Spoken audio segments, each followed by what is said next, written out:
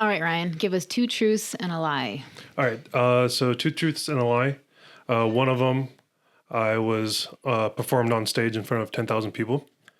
The second one is I helped produce a documentary that was shown in 1,100 movie theaters across the globe and was on Hulu. And the third was I've visited 5 countries.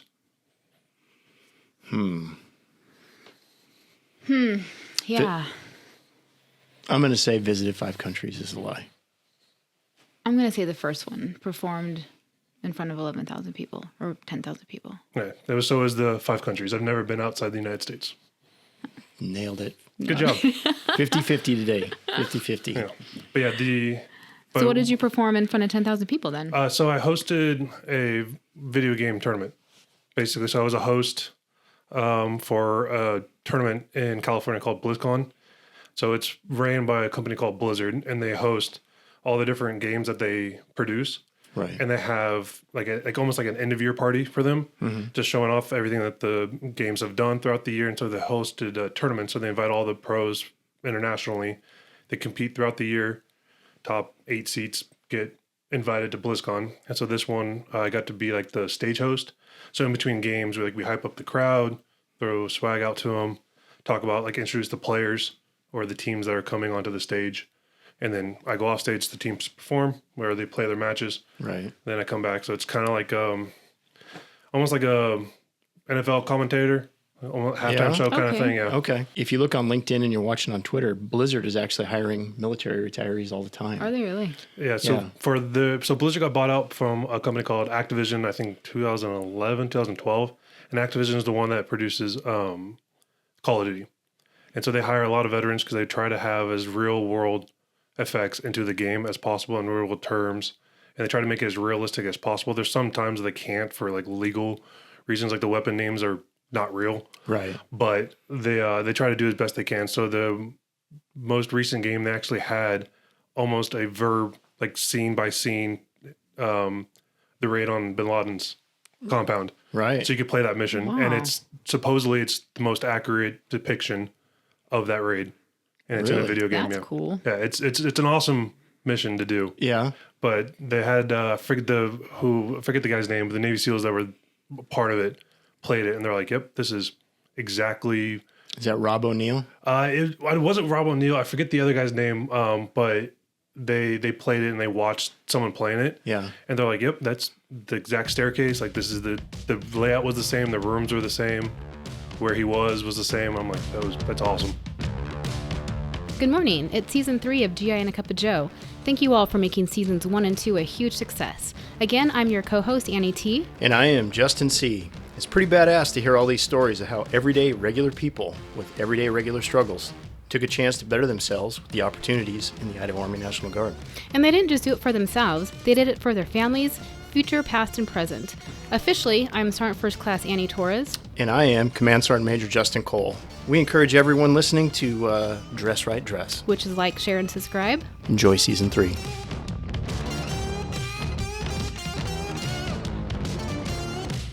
So, how often do you play video games? Every day. Okay. What do you know about Halo 1? I can't say everything, but a decent amount. Did you beat it?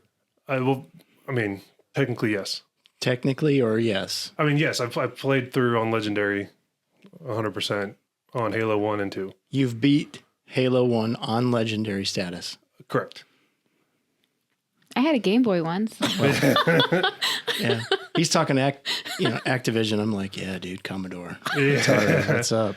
Yeah, the video game obviously was Super Nintendo. Yeah. Never got to play anything before that. That's all right. And I don't know, because we've got today's podcast that we're doing are basically all you guys that weren't 17 or 18 that joined. Right. Right. So when you're saying Super Nintendo, I was like, oh yeah, dude, we're vibing. Yeah. It's good. Okay. So today we're talking to officially Specialist Ryan McNamee, but honestly, he's just Ryan. So take us back to high school. Where did you attend high school and what kind of student were you? So I attended high school at Tesoro High School in Southern California. Another California. Right. Dude. So, funny story. So, the guest that you have on before, Sergeant Mays, he actually taught at my middle school. What? Okay. But obviously, like, we're the same age. So, like, he taught after I left that middle school, but he actually taught school at the middle school I went to. Everything's connected. Right. Everything is connected. A little bit eerie. Like third season, everybody is so connected on these podcasts. It's crazy. Yeah. Anyway, keep going. Yeah. So, talking with him, and he's like, oh, I'm from Southern California. And we started talking. I'm like, holy, because it would be equivalent to saying, meeting someone in California that taught at Sandpoint. Like, it's just, that's Right. how small of a chance that is from someone from Southern California moving to Idaho and then joining the Guard and then meeting someone who taught at your middle school. It's like, Yeah. that is so not a thing. But so I went to Tesoro High School again in Southern California. Type of student I was the very typical rebellious, late for class, skip class, didn't attend school, Don't care about class. don't care about class except my history class. Was the only one. The thing was unfortunate was the only, like, it would piss my dad off pretty a lot. Was I was at A in history, and then everything else I was barely passing. I was passing just to pass, like Right. just to get through. Very like typical. I had my mohawk, I had my tattoos, I had my I was just going to ask you, what was your hair? Yeah. Right? I had mohawk, tattoo, Okay. piercings. What was on your shirt? I'm I'm going to say Motorhead or Metallica. close. Skid Row. Close. So Black Label Society. Oh, really? Yeah. We All was on right. there. Yeah. So, but yeah, of course, I had my Marilyn Manson shirts. I had at the time, because it's like I went to high school like right after September 11th, so I had a lot of hate to say it, like anti-government type shirts. Right. So I had one that got me suspended for a week, which was worth it, and all it said was "think before it's illegal," and I got suspended for a week for it, which was great. And here you are. Here I am. I can't wait to draw that line, by the Yeah, way. no, it was high school. High school was rough for me. I think I was bullied a tremendous lot, and just didn't get really to have friends. Didn't get along with anyone. Surprisingly enough, except for my tennis team that I was a part of, that I played tennis for 4 years in high school. Were you good? Yeah, we won state champions all 4 years. No kidding. I made varsity when I was a freshman. Do you give lessons here? I used to coach. Yeah. When I used to coach when I was in California, so I coached like under 10-year-olds. Yeah. And then my mother coached high schoolers, Okay. Gotcha. and because she coached the JV female team, so that's why I got into it. Okay. Good Weird. choice.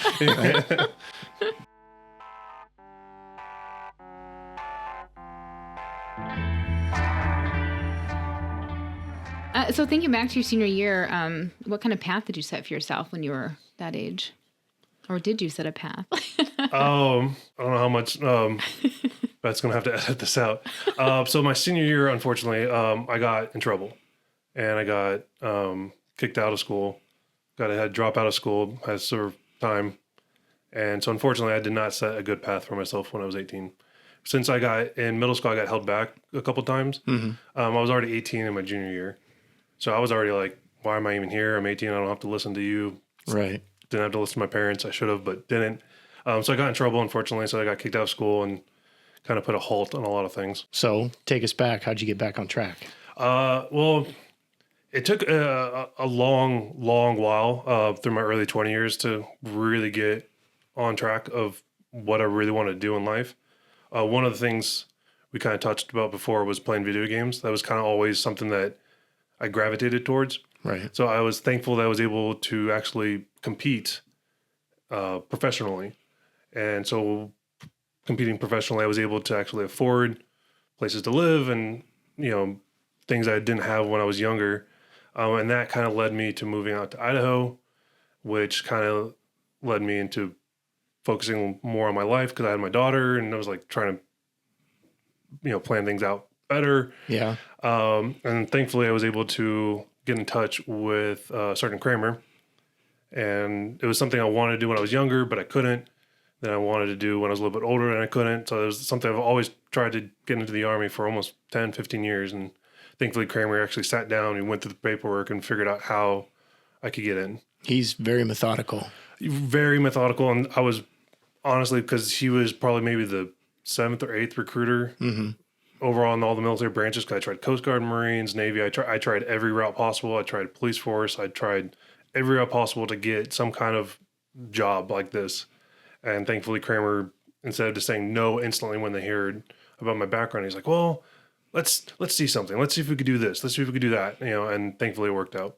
Yeah, there's numerous stories like that. And when you get to like down to the nuts and bolts, it's the recruiters that have the empathy to dig deeper. Right. Like, let's turn the page. Yeah. Like, who is this guy really? Right. So I've heard that about Sergeant First Class Kramer. He's pretty methodical. Yeah. And I was very, like, and it was weird how the conversation came up, because I was telling my girlfriend, who's now my wife now, like, I'm like, yeah, I always wanted to do that. Like, I wish I could. I wish I didn't make mistakes when I was younger. I could do it. And I was like, oh yeah, like I have friends back home. They're in the National Guard. And I was like, what's the National Guard? And she's like, oh, that's like, and then she kind of makes a joke about the weekend thing. I was like, oh, that'd be awesome. Like, only have to show up for 2 days. I'm like, a month? Like, let's go. Right. And then just by that same day, the gal who was cutting my hair was telling me that her husband was in the Idaho National Guard. I was like, oh, like, does he like it? Like, how? And he came from the Marines. So he was 12 years in the Marines. And he's telling me how much he loved it. And I was like, oh, awesome. So I got his number and I gave him a call. And I was like, oh, who's your recruiter? He's like, oh, Sergeant First Class Kramer. Like, give him a call, see what he says.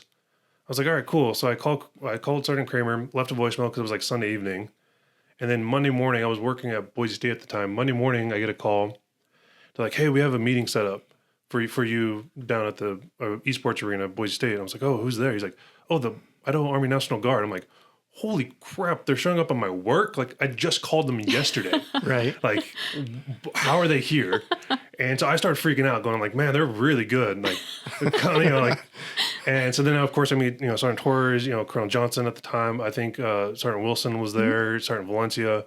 And we just started talking about esports. And I was like, the Army's into video games? I'm like, this is awesome. Like, I'm like, yeah, I can relate to these guys. Like, yeah, okay, I don't know nothing about the Army, but let's go on the video game thing. So thankfully that started a relationship that, obviously that's been built now for almost 5 years.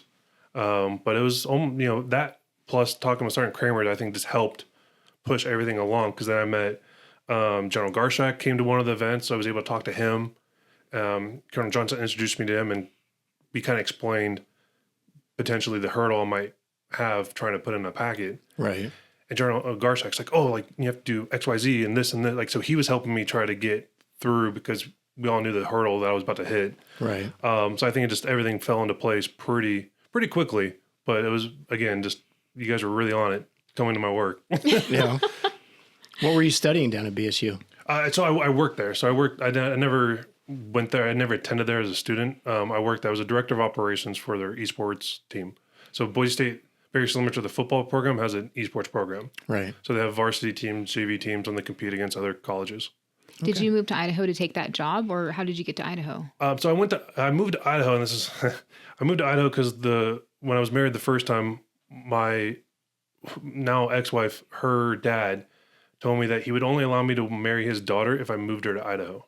Oh. And I was like, okay, no problem.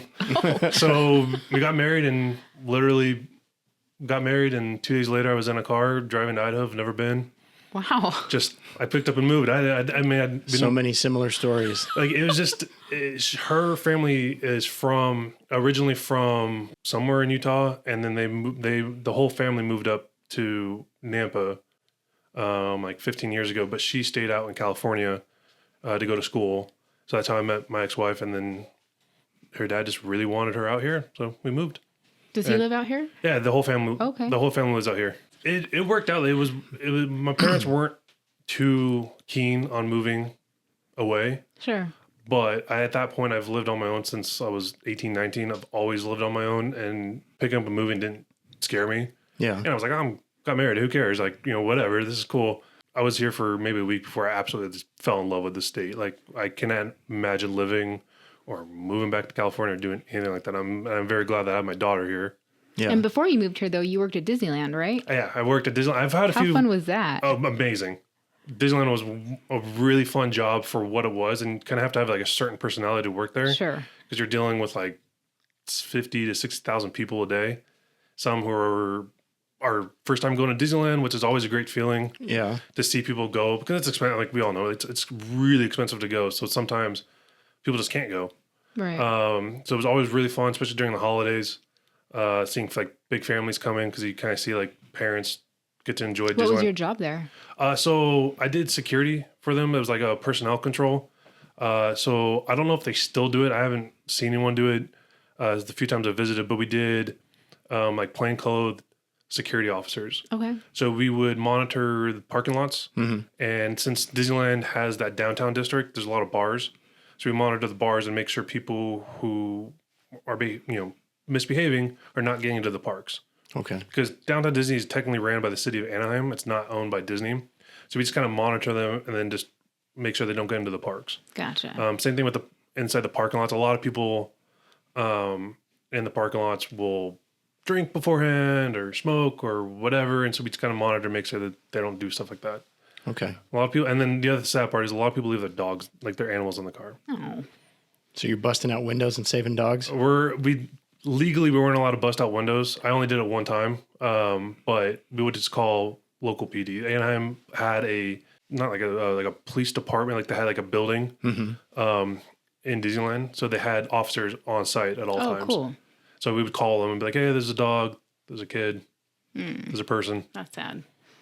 Yeah, that's one of the times where I had to bust out the window because someone left their kid in the car. Disneyland? Yeah. So this is Right. before phone apps. This is before iPhones and stuff. So you had to physically go into the parks, or at least to the gate, to buy tickets. And so what ended up happening a lot is people would show up and their kids would still be sleeping. So like, oh, I'm just going to run, get the tickets, come back, and let the kid finish sleeping. Which Gotcha. I think, as I have a daughter, like I kind of get that thought process. Oh, yeah. That's every Gen X parent you just said. Right. Like literally millions of people have done that. But yeah, like my parents did all the time to me. Like, right. I'm fine, I think. But Shut up, you're asleep. Yeah. But what they think, because it's a covered garage, that it doesn't get hot. And it's still middle of summer, July in California. It's 105 out. Your car gets hot, even in the shade. So that one was unfortunate because we didn't get there in time. So so that one kind of hurt me a little bit. And then the animal one is just because they don't want to pay for board. It's like $50 to board a dog.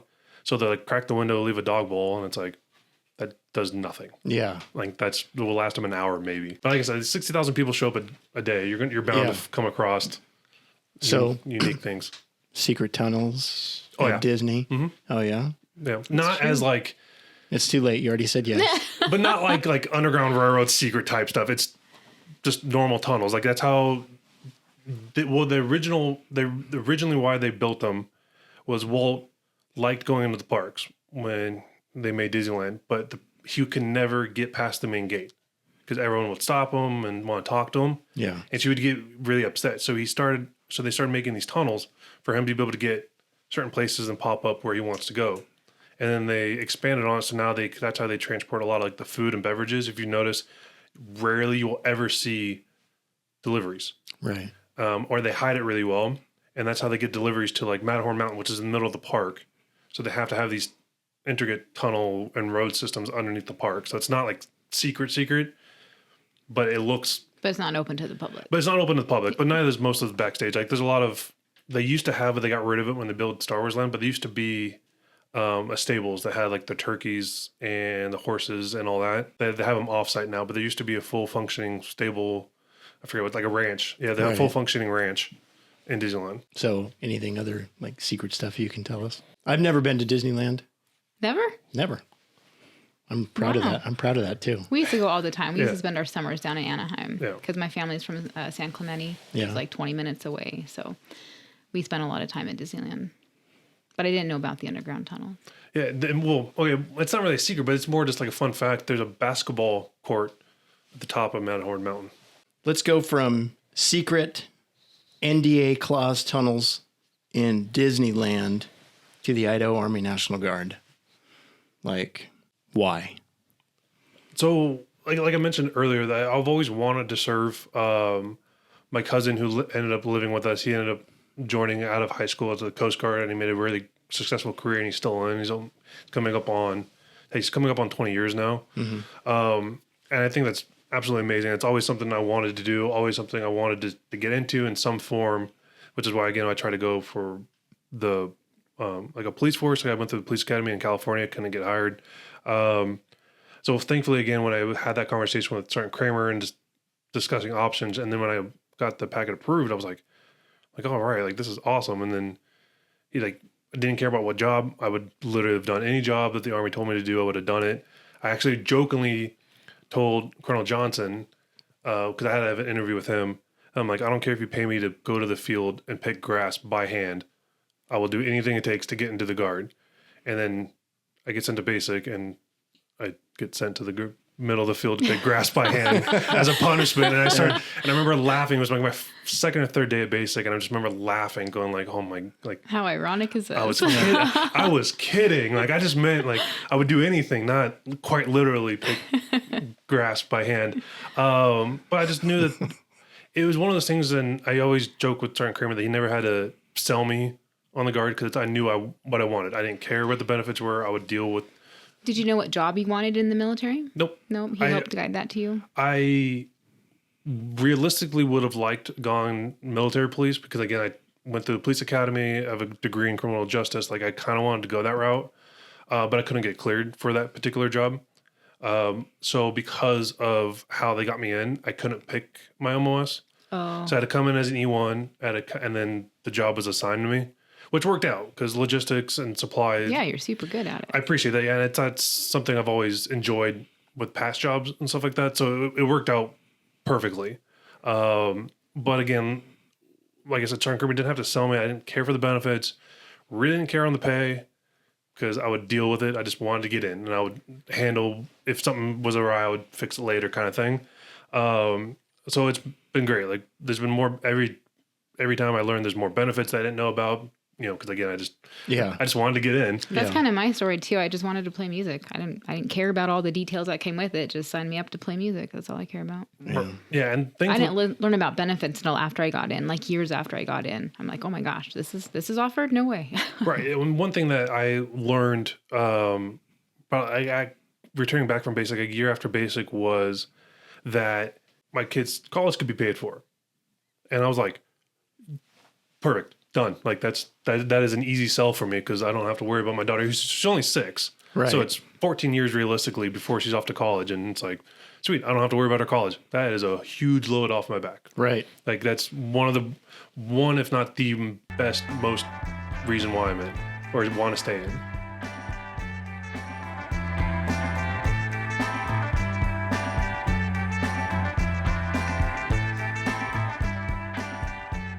I got a story about Ryan, right? So Skills USA, right? And I think I've told this story to a bunch of different people, right? I didn't know a lot about you, and I didn't know a lot about the esports stuff, right? But I knew that you were working for the battalion in the supply and logistics area, and I knew that you were very good, right? I signed up for the Skills USA stuff on the law enforcement side because that's the background that I have, right? And I think you were the only other name that was listed on there besides the Air Guard, who showed up late. Any Air Guard people that are listening to this, actually, you guys were late. We were there early.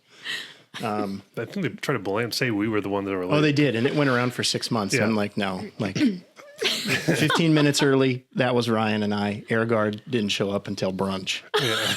No, so literally, we're like 2. So anyway, way to go, Air Guard.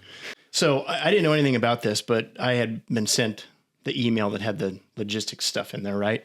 So in my head, I'm like, well, I'm going to make a binder, right? So I'm all prepared, and I print everything out, and I put it in this binder with all these tabs and everything like that, and I label it. And so I know what I'm doing when they point at me at Skills USA and say, this is what we want you to do. And this guy rolls in and sits down next to me, or maybe you were already there. I think you were there before me. I can't remember that part of the story, but I remember I sat down next to you.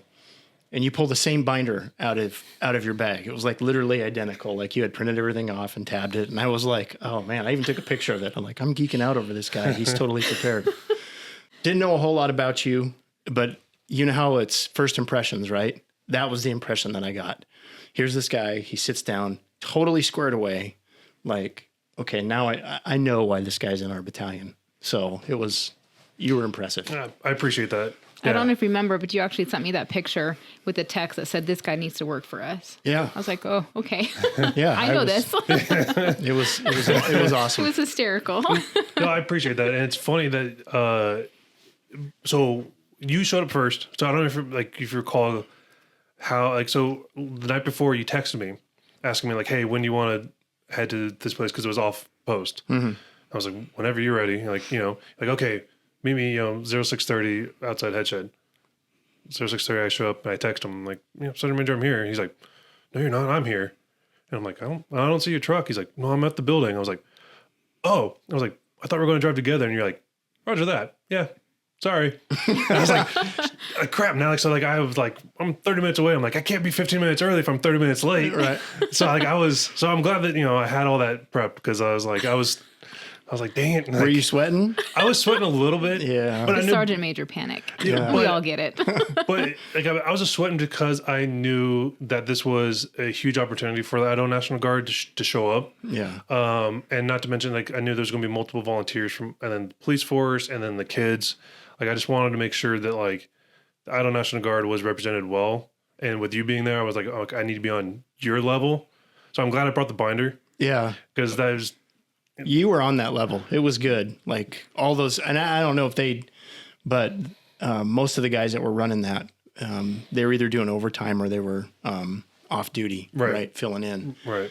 And they had asked 2 or 3 times, hey, are you guys interested coming to the department? Are you guys interested? And I'm like, I don't know if you know about AGR pay, but I don't know if we want to come to, right.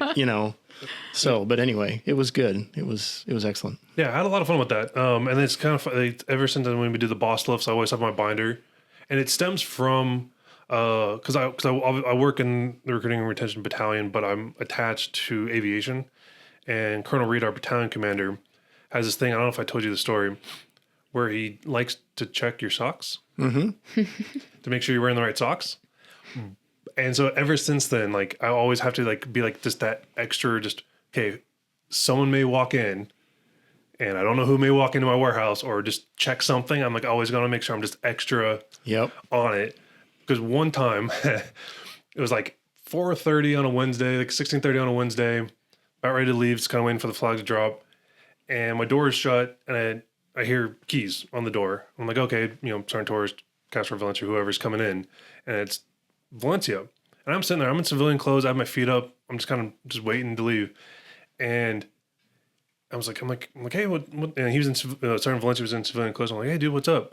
And he kind of does this dip, so I can see behind him. And it's General Garshak. And I was like, oh. So I stood up, I'm like, hey, afternoon, sir, what's going on? And he's just looking for a t-shirt or something. But I was like, you just never know who may walk randomly into your warehouse. And it was General Garshak. I'm like, oh my goodness. I am so glad that I just always mind, when I'm on post, I'm always just mindful of what I'm doing because that could have been so bad. I have PTSD from green socks from basic training because we had a drill sergeant just rip into this one kid he had white socks on, his ACFT socks or whatever. Mm-hmm. But I will never forget. I will always wear green socks with my uniform no matter what because of that experience. Right. Absolutely. How was your experience though? Because you went to boot camp at a later age in life, right? 32? I was 34. Or I turned 34 at basic. So how was that experience for you being older than the normal crowd? Yeah. So I was older than everyone. I was older than the drill sergeants. The senior drill sergeant was 31. And then I think the next youngest kid was 23. 24, I think. It was interesting. And I think we talked about it before. So I went through basic, had a good understanding of basic, at least a good base, because I was in the RSP program. I was in the RSP program for 10 months, just because it was during COVID, so there was a lot of delayed shipping and all that other stuff. Right. And so I was in RSP for 10 months. And so I felt like I was really comfortable, and I was very thankful I was able to have an 8-hour job, even though it was short-term with you guys prior. So I was able to talk to you guys a lot about basic, and so I felt comfortable. So it was all right, but it was still kind of harder because it was more, I can make my bed every morning. That's never going to be a problem. I get hygiene in under 2 minutes. Trust me, none of those are going to be problems that the typical 18, 19-year-old may face. The issue that I was running into is dealing with the 18, 19-year-olds who weren't doing the right thing. And it's one of those, I I appreciate rules. I will do the right thing when I'm being told to do the right thing. So when I'm coming across 18, 19, 20-year-olds who may not have that same thought process where they're purposely being defiant, I'm like why? You know, it's just Right. because the drill sergeants, I understand like the stigma behind the drill sergeant. I'm like, but in the end, it's like, who cares? Like, there's dust on the ground. They're gonna make us do push-ups. All right, so just pick up the dust. Like, I don't see this is as an issue. Like, that stuff never bothered me. So I was dealing with the 18, 19, 20-year-olds were that's where my struggle was really lying. Yeah. And then also the other one that was a little bit harder for me to adjust to was the drill sergeants not so much talking down to me, but not seeing me as an equal. Mm-hmm. But they kind of have to. Like, I understand the purpose of that. 100% understand the purpose of why. That one was harder for me because I was like, I'm 34. I have a house. Like, what are you guys talking to me like? I don't know how to wash my clothes. Like, I do, but it's it's It's just all mental. right. Yeah. But then I think I mentioned before so unfortunately I got COVID when I was at basic. So I was 4 days away from graduation, got COVID, and it was the height of COVID. So everyone got COVID. So I was 20 days quarantined, and then I got day one. Oh man. 2 basics. Yes. So I don't think I knew that. I didn't know that either. So I got recycled. So it was so I basically there's 3 main phases: red, white, blue, forge, and whatever they're called, like the hammer, anvil, forge, or something like that. Right. Yeah. So it was Sunday night. We always got tested Sundays for COVID, and everyone was getting popped. Like every 6th person was getting COVID. Drill sergeants were getting COVID, and the DFAC was closed. So we were only getting it from one person. That was the drill sergeants. So right. So it was Sunday night. Get tested. I test positive. I start freaking out because it's 4 days from graduation. The next morning, we were going to step off for the forge, which is like a 5-day FTX. Then afterwards, you do the soldier ceremony. Then you graduate and Get patched. and then get to go to AIT. But so I get tested, 20-day quarantine. So it was kind of rough. But I got my phone back. And I didn't really care. I'm not really on my phone that much anyway. So I got my phone back. I was like, that's cool, whatever. And so then I found out that the cycle that was starting after mine, everyone got COVID. So they canceled that cycle. So then when I got back, there was no cycle from mine to the next newest one. So a lot of us got day one. I was the furthest along, but a lot of people got day one, like after being halfway done, this, that, and the other. So for that first, and this was back to reception. Even though I have all my stuff and I have all my shots and I've done reception and I've dealt with that, I could just sit in the hall standing. Sounds like a gigantic nightmare. So how many weeks of basic? Let's do the math on that. So November 10th through February 28th. Four months. Gross. Yeah. No, thank you. But Wow. but it worked out, and then, again, that's where I try to have like a better mentality. So that first week, 2 weeks, probably the biggest a-hole you would ever meet, because I didn't care. At that point, I was like, I already done this. Like, I don't, Yeah, you knew what to expect. at that point, before that FTX, the drill sergeants were referring to me by my name, which is rare because I basically get numbers. You get numbers until you earn your name, basically. At some points, the drill sergeants, because they knew my age and they knew I wasn't ever going to cause problems, I didn't have to have battle buddies. So they were letting me be in charge of certain things. I was PG, so they're letting me be in charge of certain things. They let me run certain courses or teach certain classes because they just knew I wasn't going to be problems. So getting back to being a number with new drill sergeants who didn't know me, like back to that, I was like, I just did this. Yeah. So I was definitely being a punk. And there was a drill sergeant Donovan, I wish I took more of his information. So he pulls me aside and he calls me Mac. Everyone called me Mac. That's my nickname. And he's like, Mac, what's up? I was like, nothing, drill sergeant. I'm just trying to be cool, calm, and like just keep it professional, He's like, no, like something's wrong. And I was like, yes, drill sergeant. Yeah, something is wrong. He's like, what? I'm like, no, I'm good. He's like, no. And he takes off his, campaign hat. So I go off for about 5 minutes, cursing like crazy, and then afterwards I'm like, I shouldn't have said any of this. But eventually I was like, okay, sorry, drill sergeant. He's like, all right, you good? I was like, yeah, drill sergeant, and he's like, can you change anything about this? No, drill sergeant. He's like, all right. And then he's kind of clicked. Like after that, he kind of just clicked. I was like, all right, I'm stuck. Not so I'm stuck, but like I'm here. I've already dealt with this. I know I could do it, so there's no surprise. Right. I can handle everything. I've been passing ACFTs and all that. And then it became fun, like really fun, because I knew everything. I was able to help more. I did better than I did previously. So then it became really, really fun. So it sounds weird to say, but I had a lot of fun the second time I went through basic. The first time was a little bit rougher, but the second time was Right. great. And there's a lot to do with that because Jordan Donovan just recognized why I was upset, pulled me aside, let me, you know, vent. let you vent. And, let me Yeah. vent. At least he heard me because the other kids didn't care. They're like, oh, who cares you've been recycled? I'm like, because you guys don't understand. You haven't been through it yet.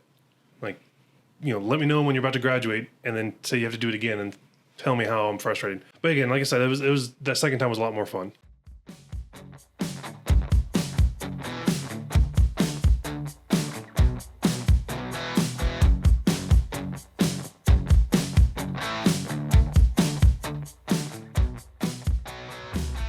So knowing where you've been and where you're at now in life, what would you think your greatest accomplishment would be or has been? Joining the Guard has definitely been a huge accomplishment. Military related, obviously my daughter is, another big one. I think just the Guard and just kind of dealing with, again, COVID was a huge thing, and just kind of switching between how often things change. Because like I was in brigade and then I went to aviation and then, BLC got kicked back like 3 different times. And so I kept like wanting to go to BLC and then got rescheduled and rescheduled and rescheduled. And so just kind of dealing with all that, I think gives me more Learning how to be resilient. right. Yeah. Like it just like gives me like a better understanding. It's like, crap happens, whatever, just deal with it. It's not world ending. It's just, Yeah, it's all going to work out. it's going to work out in some form. You have to kind of push yourself to make it work out, but it's still, something's going to work out in some form. Like the Army's really good. And I've mentioned this before, especially on the Idaho National Guard, there's like so many door like opportunities. It's like do you remember the children's book, the Choose Your Own Ending? Yeah. That's exactly how I feel with the Guard. Like, okay, this door closes, but there's 5 more that you could choose from. Like with aviation is a prime example. I got to be CLS qualified, and then they were like, hey, do you want to be wildland certified? It's like, I don't know what that is, but sure. And then so they taught me to be a wildland firefighter. I'm like, sweet. And then they're like, hey, like we need some a gunnery assistant for the Blackhawks. Do you want to come shoot a 240 out of a Blackhawk at night? Yes. Yeah. Like twist my arm, why don't you? Yeah. And then it's got to be trained on air assault stuff. So it's just been like I came in just to get in. But then there's so many different things I've done that like I would never in a million years think would have had that opportunity elsewhere, or just even joining the Guard. I didn't think these opportunities were there, and they're always popping up. And so it's been absolutely amazing. Like we mentioned the Skills USA or the Boss Lift or whatever. There's so many things to do. It's been awesome. So that in that sense, like the accomplishment is just being able to being here, just being able to do all this. You get to be in charge of writing your resume. Right. I look at some of my active duty counterparts who joined when I joined, and they did their entire career in one MOS, and it's very linear, and it's a tree that doesn't branch. Right. And that's never been the case here. Like the second I hit the ground in the Guard, I immediately got 2 additional MOSs when I was here within the first 2 months, or 4 months, just back to back before we deployed the first time. It's amazing the doors that open if you're willing to be like, yeah, I'd like, yes, Right. yeah, you Right. know.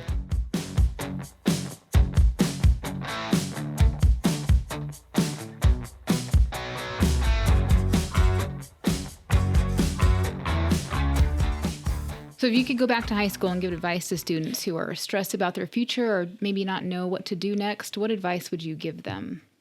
It'd be hard to say because again, like we mentioned with high school, I wasn't really friends with many people, but talking to high schoolers now, it's just like little things that are bothering you is not gonna they're not problems. I assure you, Yeah. your clicks are not problems. Like, the grades, yes, is kind of a bigger deal, but just what you're driving is not a problem. What you're wearing is not a problem. None of that really matters in the grand scheme of things. So just kind of focus, like figure out what you want to do or what you would like to do. And I mentioned this before when I worked for Boise State. Like part of that job was going to high schools and trying to get them to go to Boise State. Not so much recruit them per se, because we had a department that did that, but trying to get them to come play video games for us. That was our goal, was to find really good, esports athletes to come play video games for us, and then try to also get them to go to school. So it's kind of the hard sell. It's like, come play video games, but it's also school. So how I always word it is like, just figure out what you want to do. It's like, okay, your parents obviously definitely would want you to go to college. okay, well, what do you want to like? But what do you want to do? Like, what do you want to like? How do you want to make money? You want to make money playing video games? Okay, let's talk about that, or whatever the case, like whatever they want to do. So just kind of focus on what you end up wanting to do, and then figure out the way to do it. Now, if you want to work retail your whole life, which I've done, for 6 years, great, cool. Like, maybe think about some kind of business class to help you understand retail or how to make money off of retail in some form, or anything like that. So just figure out. I know it's like it's hard to say, like, figure out what you want to do, because 18-year-olds don't know what they want to do. But just figure out what brings you joy, what makes you feel fulfilled, so that way you could go and do whatever makes you fulfilled, whatever it is. Doesn't really matter. Just find it, Right. and then you could focus on it and figure out how to get to that point. Because if you don't know, then it's like, okay, well then what? You're kind of directionless. So just figure a direction. It doesn't matter where, just a direction.